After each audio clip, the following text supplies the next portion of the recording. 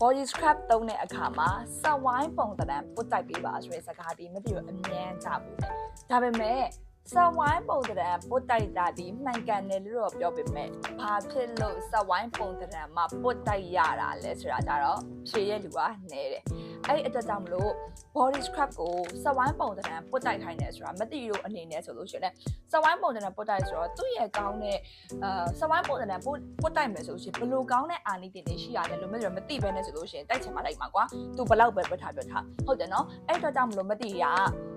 project တစ်ခုကိုသုံးတဲ့အခါမှာမှန်ကန်တဲ့အသုံးပြုမှုရရအောင်လို့မသိရီဒီစဝိုင်းပုံတံကိုတိုက်ပါ body scrub ကိုတိုက်လို့ရှင်ဘာဖြစ်လို့တိုက်ရတာလဲဆိုရင်အကြောင်းပြချက်ကိုမသိချင်းနေပြပြမယ်ဟာမသိရီကနေမှပြောမယ်ဆိုရှင်မသိရီဒီ project တွေကို2018ကလေးကနေမှဖန်တီးခဲ့တယ်ယနေ့အချိန်ထိလည်း project နဲ့ပတ်သက်ပြီးတော့ project ကိုဘယ်လိုလုပ်ရမလဲဘယ်လိုသုံးရမလဲဘယ်လိုမျိုးပေါင်းစပ်ရမလဲဆိုယနေ့အချိန်ထိလေ့လာနေစေဖြစ်တယ်လို့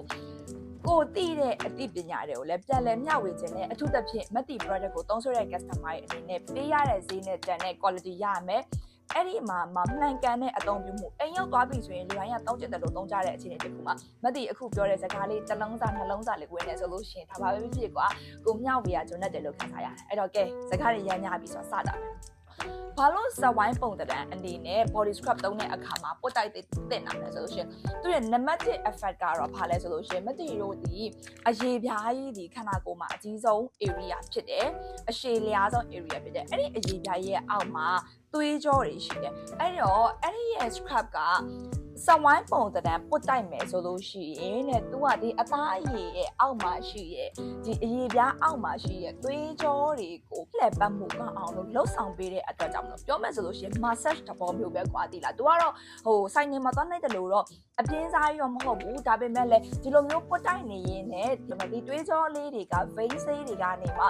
circular motion နဲ့ပုတ်တိုက်တဲ့အခါမှာသွေးလှည့်ပတ်မှုအားကောင်းသွားအောင်လို့သူ့ကိုလုပ်ပေးရဖြစ်တယ်အဲ့တော့အဲ့သွေးလှည့်ပတ်မှုအားကောင်းတဲ့အခါမှာဘာဖြစ်လဲဆိုလို့ရှိရင်ကျတော့ skin ကတဲ့ healthy glow ဖြစ်လာတယ်လေကျန်းမာရေးလုပ်တဲ့အချိန်မှာလည်းသွေးလှည့်ပတ်မှုအားကောင်းတာဖြစ်တဲ့ skin လေးတွေက healthy glow ဖြစ်လာတယ်ဒီသဘောမျိုးပဲ scrub တိုက်မယ်ဆိုရင်တော့ပဲပုံမှန်တိုက်တာထက်ဆိုလို့ရှိရင်စဝိုင်းပုံတံပုတ်တိုက်တဲ့အခါကျလို့ရှိရင်သွေးလှည့်ပတ်မှုအားကောင်းပြီးတော့မှ cell regeneration လို့ခေါ်တဲ့ cell အသစ်ဖြစ်ပွားမှုကိုသူဒီလှုပ်ဆော်ပေးနိုင်တဲ့အတွက်ကြောင့်မလို့မသိလို့ဒီ scrub တိုက်တဲ့အခါမှာ circular motion ပုံစံမျိုးနဲ့မကြိုတိုက်ရတာဒါနံပါတ်1အချက်နံပါတ်2ကကြတော့ skin မှာ gentle ဖြစ်စေတယ်အဲ့ဟာကဘာကိုပြောရလဲဆိုလို့ရှိရင်မသိလို့ဒီအဲ့ဒါနည်းနည်းအရေးကြီးရတယ်လား circular motion နဲ့ wrapping လုပ်တာပေါ့ဒါ wrap လုပ်တာပြောမယ်ဆိုလို့ရှိရင်ပုတ်တိုက်တာပဲပေါ့နော်အဲ့တော့ circular motion wrapping လုပ်တာနဲ့ scrub ကြီးကိုယူပြီးတော့ဂျင်း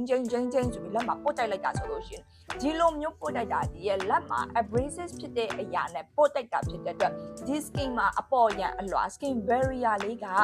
weak ဖြစ်နေတယ်ဆိုလို့ရှိရင် damage ဖြစ်သွားနိုင်တယ်Okay weak မဖြစ်ဘူးကျမဒီနေလောင်တန်လည်းမခံရအောင်လေတန်လည်းမခံရအောင် it's okay ဒါပေမဲ့လည်းအဲ့လိုလူမျိုးတွေဆိုလို့ရှိရင်တော့မှာပဲတဲ့ skin ကိုတဲ့ circular motion ပုတ်တိုက်ခြင်းအပြင်အသားရည်လေးကပို့ပြီးတော့မှနုညံ့ပြီးတော့မှ rush မဖြစ်ဘူး harsh မဖြစ်ဘူး skin မှာ irritation မဖြစ်ဘူး gentle ဖြစ်ပြီးတော့မှအသားရည်ကိုနုညံ့စွာနဲ့ dead cell တွေကိုဖယ်ရှားနိုင်တဲ့စွမ်းရည်ရှိရတယ်အဲ့တော့အကဲညာကိုကအသားရည်ကပိုပြည့်စည်နေခဲ့တဲ့ဟေ့ဆိုလို့ရှိရင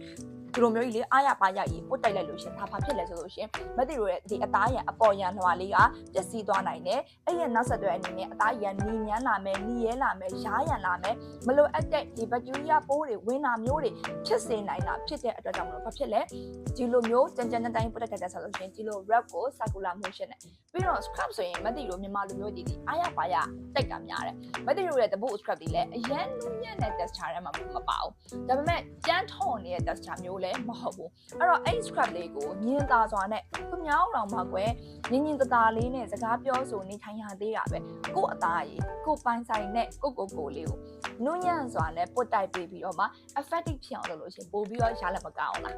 scrub တွေကို circular motion ပုတ်တိုက်တဲ့နဲ့နံပါတ်3အချက်ကိုပြောပါဆိုလို့ရှိရင်ကျတော့ तू ကမသိလို့ဒီ scrub တိုက်ပြီးပြီဆိုတဲ့အခါမှာ scrub တိုက်တဲ့မတိုက်တဲ့ body lotion ကတော့လင်းချတာပဲပေါ့နော် scrub တိုက်ပြီးပြီဆိုလို့ရှိရင် mask body lotion ဒီလင်းကိုလင်းတဲ့နဲ့ဘာလို့လဲဆိုလို့ရှိရင်အသားရည်မှာရှိတဲ့ဖုံတွေအဆီတွေရီးတွေအငြိအကြေးတွေ dead cells တွေအကုန်ကွာကြပြီးအခါမှာ skin ရဲ့ချွေးပေါက်လေးတွေကပွင့်နေတယ်အဲ့ခါကြလို့ရှိရင်ကိုလိမ့်တဲ့ body lotion body wash body butter body moisturizer body mask whatever it is အဲ့ဒီအရာတွေမှာပါဝင်တဲ့ active ingredient တွေ skin friendly ဖြစ်တဲ့ oils တွေကအသားရည်တွေကိုကောင်းစွာဆင့်ဝင်နိုင်ပြီးမှ effect တွေရတယ်အဲ့ဒါကြောင့်မသိအမြဲပြောတယ်